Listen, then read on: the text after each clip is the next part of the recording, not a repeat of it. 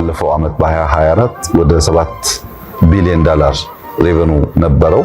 ሁለተኛ የወጣው የአፍሪካ አየር መንገድ ግን 2 ቢሊዮን ገደማ ነበረው። ዲፍረንስ በጣም ከፍተኛ ነው።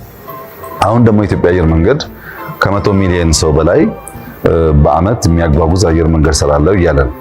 100 ሚሊዮን ፕላስ ሰው ማለት በቀን ከ275 ሺህ እስከ 300 ሺህ ሰዎች ይንቀሳቀሳሉ ማለት በአንድ ቀን 300 ሺህ ሰው መቀበልና ማስወጣት አንድ ትልቅ ከተማ ማለት ነው። 300 ሺህ ሰው ይሄን የሚያስተናግድ የአየር መንገድ ቴክኖሎጂ ካልደገፈው በቀር አይሆንም። የላጌጅ ማኔጅመንት ላይ በጣም በርካታ ችግር አለ። ይሄ በቴክኖሎጂ በኤአይ መታገዝ አለበት። ከዚያ በላይ ግን ኤአይ የማብረሩ የመጠገኑን ኤር ትራፊኩን ካርጎውን ጨምሮ በጣም በርካታ ጉዳዮች እየመለሰ እየሄደ ስለሆነ ኦሬዲም ደግሞ ቴክኖሎጂ ስላለ ሀገራት ሰርተውታል ኦሬዲ።